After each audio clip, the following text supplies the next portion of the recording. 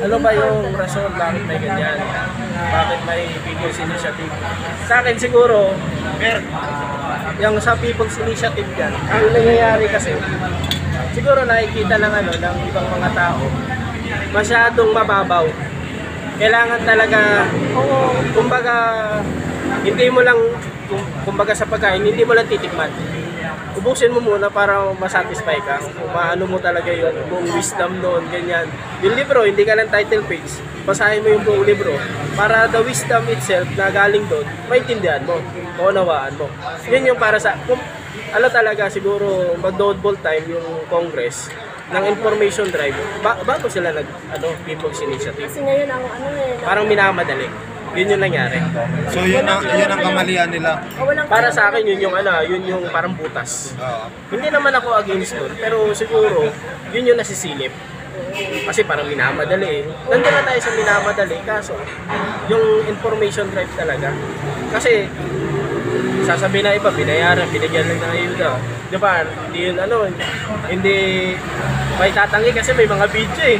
May mga video na lumalabas eh. Yun yung mahirap. Kasi ngayon, modern na tayo, may social media, pwede sila mag-capture ng picture, ng video, i-upload nila, ganyan.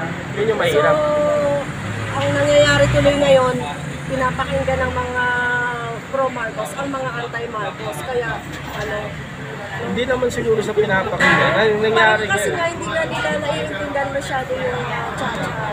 Kaya yung mga negative na balita tungkol sa cha-cha, yun na lang ang naitabaling nila sa utak nila. Sa akin, first encounter ko yung word na cha-cha, charter change.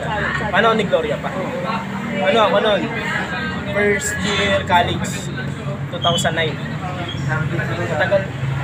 Noon pa yan eh. Panahon pa ni Pinoy, may cha-cha na inaano. Panahon ni Duterte, federalism naman. Diba? Kumbaga napakarami ng Ngayon, cha-cha ulit. Gugulat ka, si Duterte, antay sa ganyan. Pero panahon niya, sinusunod yung federalism. At tingin mo, naniniwala ka ba na pag nabago ito, ito ba yung masasabing uunlad talaga ang bansang Pilipinas? Kung yung overview na pinapakita or ine-explain sa atin ni BBBM or gusto mangyari ni Pangulong Bongbong Marcos, yung economic provision, kasi yun eh, parang meron kasing portion daw, kasi yun yung parang may portion si 1987's Constitution, yun yung isistin natin ngayon eh, na naglilimita sa mga foreign investor na imbes na mag-invest nila sa Pilipinas, pumunta ng Vietnam, pumunta ng Thailand, pumunta ng Malaysia, Indonesia, sayang talaga.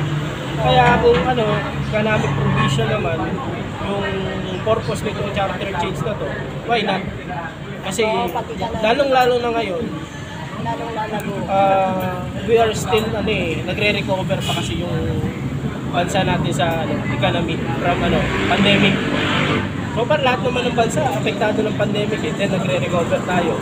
Siyempre, yung presidente natin, si Pangulong Bongbong Marcos, lahat ng possible na paraan na naiisip niya, sa tingin niya tama, sa tingin niya maganda ang kalalabasan, itatry niya, susubukan niya. And nakikita niya itong economic provision ng charter change na magiging positibo yung yung input sa ekonomiya ng Pilipinas, same sa Maharlika Investment Fund. Diba? Nakita ni Pangulong Bongbong Marcos with the help of the Congress, House, at Senate na ito magandang magiging epekto nito, makakapag-invest tayo, kikita yung bansa natin. Hindi positive yung magiging input kasi may sariling kita yung yung mismong bansa natin, yung mismong estado. Di ba? Maganda yung ganun na setup.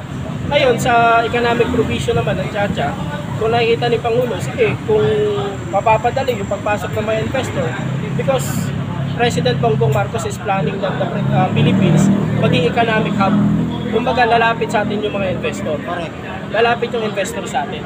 Nakikita nyo, sa employment rate natin, for 18 years, yung employment rate natin, pinakamataas to. Yung employment rate natin. For 18 years Itong years Ngayong year 2023, pinakamataas siya. So ibig sabihin, ang counterpart kasi ng unemployment, walang trabaho. Sobrang baba. Bilang na walang trabaho. Kayo, ano ba ikakatuwa nyo? Maraming tambay o maraming may trabaho? Siyempre, doon tayo sa maraming may trabaho. Ngayon, kung marami pang mga investment ang papasok, investors, hindi talagang magiging active yung economy natin. Iyon naman yung target ng lahat ng bansa. Umunlad sila, maka-attract sila ng investor, investment. Ayan nga, ang ganda ng nangyayari 2023. Pasintabi lang po sa mga negatibo yung pananaw sa administrasyon na to.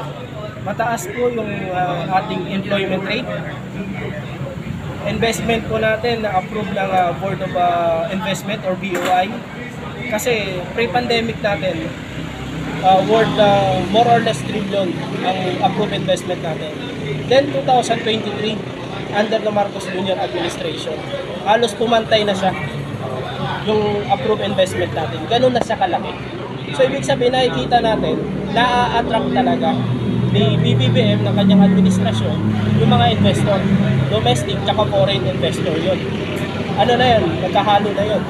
Ngayon, kaya napaka-positibo ng adhikain ni BBBM sa charter change na yan. Ang sa akin lang, sana hindi mapolitika, hindi lagyan ng kulay. Sabi niya nga sa Senado tsaka sa House, Kongreso yan. Mataas na kapulungan tsaka mababang kapulungan. Sabi niya, bilisan na lang yung yung pag-aaral sa charter change na yan. Isang tabi na lang yung bangayan. Isang tabi yung irian. So sinabi yun ng ating Pangulo. Inano talaga ni Pangulo na magkaisa. Magkaisa talaga. Yun talaga yung statement ni BBM. Ako, base na rin sa sa statement ni Secretary Arsenio Balisacan ng NEDA, National Economic Development Authority. Talagang maganda na magkaisa yung Kongreso. Kasi ngayon, maririnig mo, si House, araw-araw yung press con. Senate, matindi rin yung banat. Especially Senator Amy, talagang hindi rin papatado. Ganyan. Ang nangyayari kasi dyan, sabi ni Secretary Balisacan ng NEDA, isa po yan sa economic manager ni Pangulong Bongbong Marcos. Ang mangyayari dyan, baka yung investor mag-withdraw sa atin. Baka layuan tayo. Lalapit na, makikita, mismong Kongreso pala ng Pilipinas, Senado at Kamara, nag-aaway. Hindi magkasundo. Kasi yung itong mga investor, tumitingin din sa mga bansa na merong parang safeguard, merong, kumbaga, sure sila na yung kapital, yung pera na ibubuhos nila sa bansa na yun, secured, under the law. Yung mga lawmakers mismo nagkakagulo. Diba? Magdadalawang isip yan. Kaya sabi ni Secretary Balisacan, sana itigil yan, yung ganyang bangayan. Kasi merong epekto yan pagdating ng panahon sa ekonomiya ng bansa natin. Kaya ako 100% supportado ko yung adhikain ni Pangulong Bongbong Marcos para sa economic provision ng charter change. Basta kumbaga outsource lahat ng possible na nakikita ni Pangulo sa tingin niya, sa pag-aaral niya, si BBM, napakatalino na tao yan, na kung makakatulong na mag-improve pa yung ekonomiya natin. Kasi kung di natin susubukan, paano natin malalaman? Diba? Kailangan subukan natin. Kasi minsan yung iba, hindi pa nga nasusubukan, may conclusion na. Ay, papalbak tayo dyan. Tanong, sinubukan mo? Hindi. Kung masubukan muna natin, bago, hindi tayo pwede dito. Subukan natin yung panukala ni Pangulo. Maganda, ma-certified as urgent talaga ni Pangulo yan. Sa tingin mo, ito na ba yung possible na umangat na naman ang Pilipinas at kilalanin naman tayo ng iba't ibang bansa? Hindi ko masasabi na ito na, pero isa ito. Sa kumbaga option ni BBB. Marami pa yan, marami pang alas yan na ilalabas. Nagsisimula na si Pangulo yung mga foreign trips niya. Akala na iba, biyahe lang yan. Kasi pambihira. Sino bang presidente hindi bumiyahe? Si Gloria, si Hera, si Pinoy, si Digong. Bumiyahe lahat yan. May mga foreign trips yan.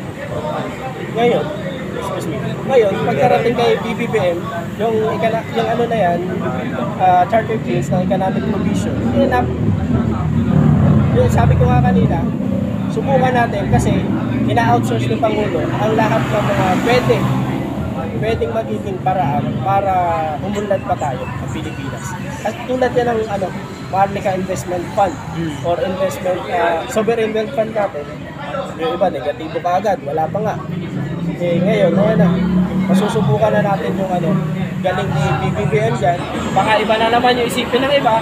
So, para si Pangulo, continuously, pinapaganda niya ang relasyon ng Pilipinas at ng ibang mga bansa.